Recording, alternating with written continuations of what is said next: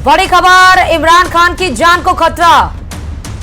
Doctor Salman का, जो कि इमरान खान के बेहद ही करीबी हैं, जो डॉक्टर हैं, उन्होंने कहा, ये बड़ा दावा किया है कि आदियाला जेल में इमरान खान की तबीयत खराब हो गई है और इमरान को मारने की कोशिश की जा रही है। आसिम मुनीर ने इमरान खान को मारने की कोशिश की। इमरान खान की जान को खतरा है। इस वक्त की सबसे बड़ी खबर, आदियाला जेल में इमरान की जान को खतरा।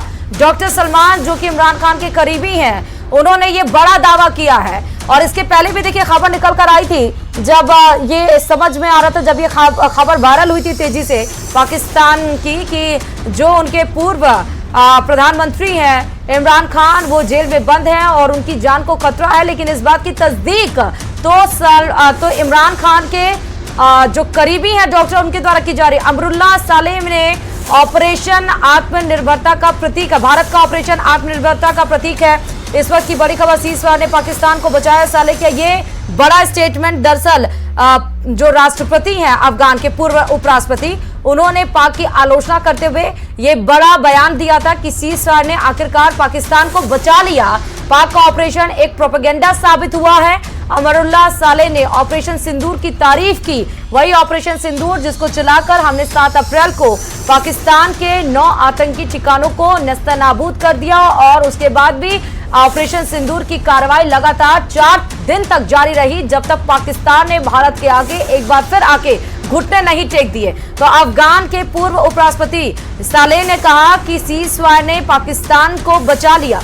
और देखिए लगातार नरपत जी हमारे साथ लगातार एज ए डिफेंस एक्सपर्ट जुड़े हुए हैं, उनसे रिएक्शन लेते हैं।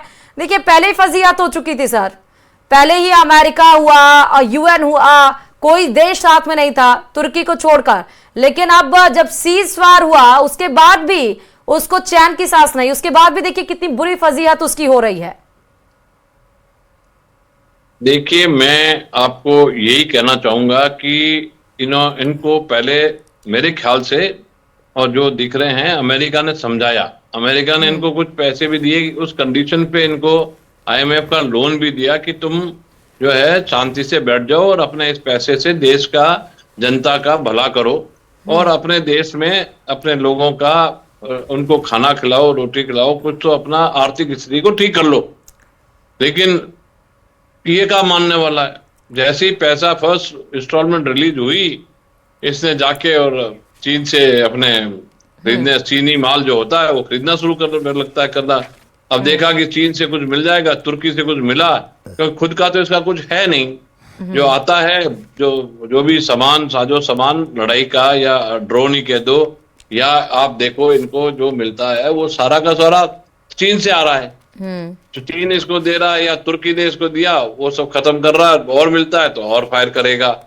तो इसको तो जितना अभी इनको तो मेरा मानना है कि वर्ल्ड समझ गया है, दुनिया समझ गई है कि पाकिस्तान एक विश्वास का पात्र नहीं है, एक रोग स्टेट है, एक टेररिस्ट स्टेट डिक्लेयर करके इसके ऊपर तो एक्शन होना है।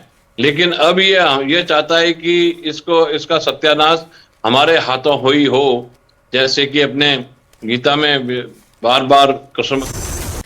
आपको युद्ध से जुड़ी 10 बड़ी बातें और अब तक क्या क्या हुआ है वो आपको पूरी डिटेल में बताते चले। सबसे पहले पाक ने 2 घंटे में 200 से ज्यादा ड्रोन हमले किए।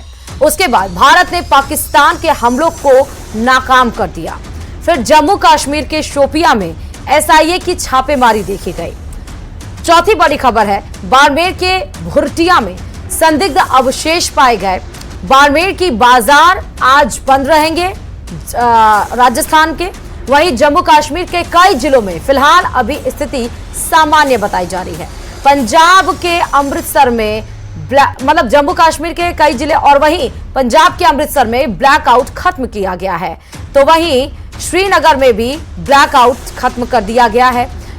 और अब सीज़फायर ने पाकिस्तान को बचाया है।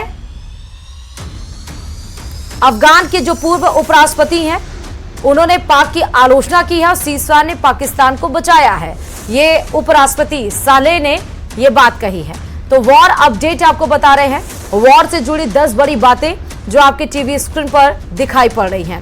आज भी राजस्थान के बाड़मेर की बाजारें बंद की जाएंगी। बाड़मेर की भुटिया में संदिग्ध अवशेष पाए गए हैं, ऐसी खबर भी निकलकर सुबह आई। लोगों को बेवजह घरों से नहीं निकलने के यहां पर निर्देश जारी कर दिए गए हैं। जम्मू कश्मीर चलिए तो वहां पर भी कई जिलों में फिलहाल स्थिति सामान्य बताई जा रही है। पंजाब के अमृतसर में ब्लैकआउट खत्म कर दिया गया आज सुबह, लेकिन खबर निकल कर आई कि अमृतसर में फिर से वॉर अलर्टनेस की गई थी। वहीं श्रीनगर में भी ब्लैकआउट खत्म कर दिया गया है। सीजफायर ने पाकिस्तान को बचाया है, ये बड़ी बात कही है अफगान के पूर्व उपराष्ट्रपति ने, जहां पर पाक की आलोचना की और कहा कि सीजफायर ने पाकिस्तान को आखिरकार बचा लिया, वरना पाकिस्तान का क्या हश्र होता ये शायद उनको खुद भी नहीं पता था। तो देखिए ये 10 बड़ी बातें वो और तस्वीरें भी हम आपको दिखा रहे हैं कि जब कल कई बार ड्रोन और मिसाइल अटैक, क्योंकि एरियल अटैक पाकिस्तान की तरफ से किया गया था और उसका मुंहतोड़ जवाब देते हुए कल की अगर हम बात बताएं 7, 8, 9, 10 4 दिन छोड़ 10 की अगर हम बात बताएं 3 दिन को छोड़ के, तो कल कई सारी चीजें भारत की तरफ से पाकिस्तान की तबाह की गई थी, जिसमें सबसे पहले तो हमने रावलपिंडी और इस्लामाबाद और लाहौर पे अटैक किया और उसके बाद उसकी 5 एयरबेस कल सुबह से लेकर शाम तक हमने 5 एयरबेस उसके तबाह कर दिए, नष्ट कर दिए, जिसमें नूर खां एयरबेस था जो कि चकलाला रावलपिंडी में था, रफीकी एयरबेस था जो कि शोरकोट, मुरीद एयरबेस जो कि चकवाल और रहमियार खान एयरबेस था जिसको हमने नष्ट किया। ना सिर्फ एयरबेस से उसको क्षति पहुंची बल्कि उसके साथ साथ 5 मिसाइलें भी हमने दागी और श्रीनगर बेस से। और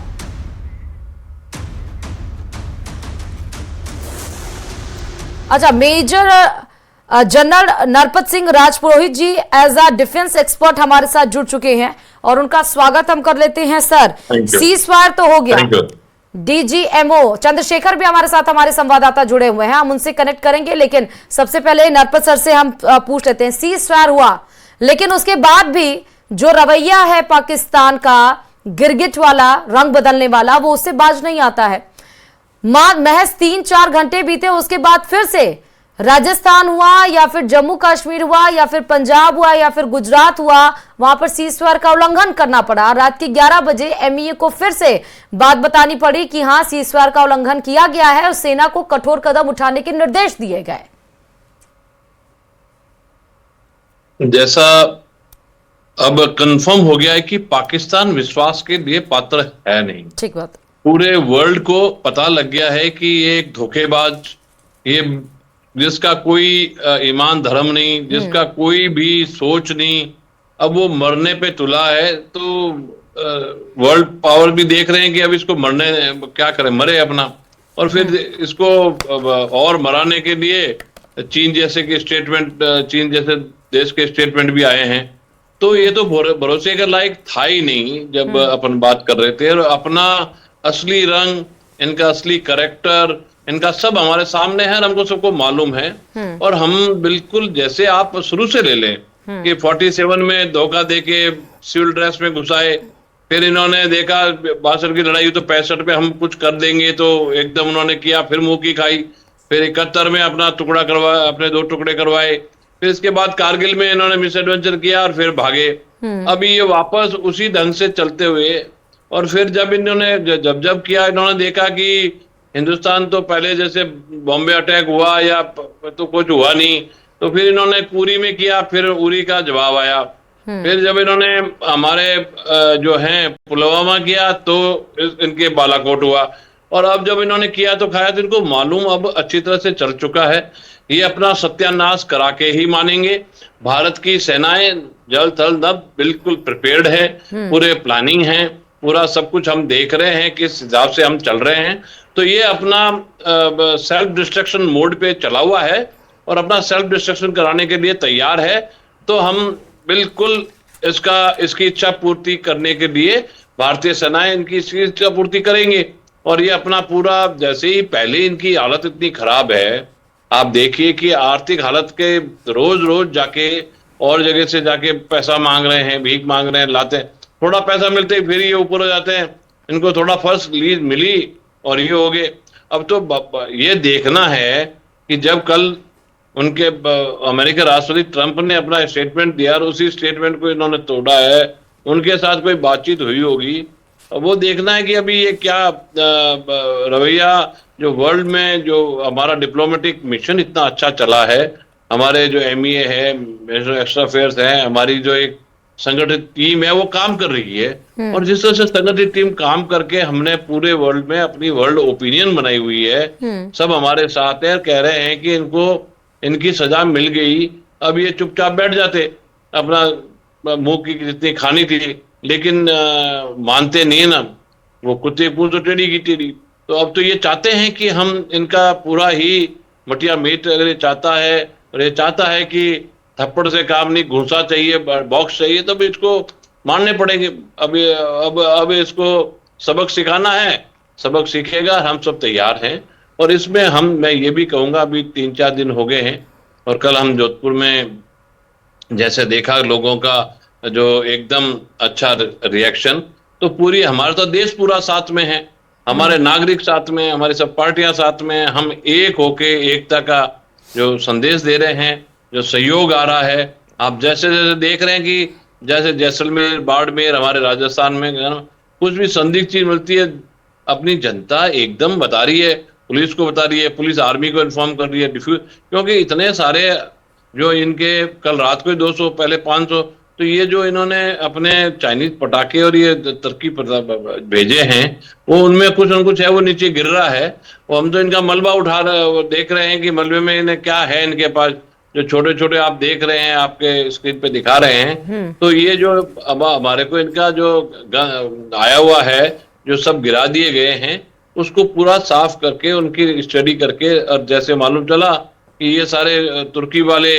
जो ड्रोन थे वो इन्होंने यूज कर लिए, अब इनके इतने खत्म, अब इनके जो, मैं तो इनके कह रहा हूँ कि दिवाली वाले पटाखे खत्म हो जाएंगे, फिर ये रोएंगे, फिर आएंगे देखना, आप कह रहे हैं हमें बचाओ, फिर इन्हें कहीं चीन से या कुछ भवक मिलेगी, कुछ और खिलौने मिलेंगे, फिर ये कहेंगे लड़ लेते हैं। तो ये तो एक बहुत ही जो कह सकते हैं कि धोखेबाज जो है, सबको मालूम है, उसके साथ में डील करने का तरीका यही है कि उसको तो मार पड़नी चाहिए, और मार पड़ रही है, सुनियोजित तरीके से पड़ेगी। जैसे ये करेगा वैसा उससे डबल इसको जवाब मिलता रहेगा, ये फायरिंग करेगा, पुंछ में करेगा, सर मैं आपके पास आऊंगी, और भी सवाल हैं जिसे जानना जरूरी है, लेकिन जोधपुर चले जाते हैं, हमारे संवाददाता चंद्रशेखर वहां पर जुड़े हुए हैं। चंद्रशेखर, कल की तस्वीरें आपके माध्यम से दिखाई गई थी जब जोधपुर में हाई अलर्ट घोषित कर दिया गया था दोपहर 12 बजे तक के लिए। अभी जोधपुर के हाल क्या है, क्योंकि अब सीज फायर हो गया है, तो लोगों ने राहत की सांस भी ले ली है अब चंद्रशेखर? देखिए, बात करें तो जिस तरह से जोधपुर में कल अचानक से जो है प्रशासन एक्शन में आया था और तमाम दुकानें बंद करवा दी गई, जो हाई अलर्ट जो जोधपुर में जारी किया गया था, पूरा शहर जो था जो अघोषित कर्फ्यू की तरह जो हालात जोधपुर शहर के थे, उसके बाद सीज फायर की खबर आई, और सीज फायर के बाद जो लोगों ने कहीं ना कहीं राहत की सांस ली थी। इसके बाद फिर जो पाक ने नापाक हरकत की थी, उसको देखते हुए लोगों के मन में पाकिस्तान को लेकर आक्रोश है, और लोग जो कह रहे हैं कि पाकिस्तान विश्वास के काबिल नहीं है। कुछ लोग हैं, इस वक्त हम जो जोधपुर के रोडवेज बस स्टैंड पर खड़े हैं। सर, पाकिस्तान की क्या स्थिति, आपको लगता है कि पाकिस्तान की बात पर विश्वास किया जाना चाहिए? पाकिस्तान की बात पर विश्वास नहीं करना चाहिए, वो धोखेबाज है, इसलिए विश्वास नहीं करना चाहिए। उन्होंने वादा करके भी धोखा दिया है। आप रोडवेज बस चलाते हैं, बस में काम करते हैं, क्या स्थितियां हैं, आपको क्या लगता है किस तरह से जो है आपके, जिस तरह से फलोदी से रोडवेज बसें बंद की गई, जोधपुर के क्या हालात? जोधपुर की बहुत हालात खराब है, अभी जाने के लिए कोई नहीं, आने के लिए कोई तैयार नहीं है। जोधपुर आबू रोड से रात को जोधपुर आया, एकदम खाली आया पूरा। जी, आपको क्या लगता है पाकिस्तान विश्वास के काबिल है? पाकिस्तान पर कभी भरोसा नहीं करना चाहिए, इससे अच्छा तो किसी और पे भरोसा कर लो, वो चलेगा। भाई पाकिस्तान की इसकी पूंछ तो सीधी हो ही नहीं सकती। आप बताइए कि पाकिस्तान ने कहा कि सीज फायर, अब युद्ध नहीं होगा, किसी तरह का हमला नहीं किया जाएगा, और 2 घंटे में ही जो है हमला शुरू कर दिया। ये तो गद्दारी हो गई ना इन्होंने, इन पे बिल्कुल विश्वास नहीं करना चाहिए। आपको क्या लगता है पाकिस्तान को किस तरह से सबक सिखाना चाहिए? चले, इस बीच बड़ी खबर आपको दिखा रहे हैं।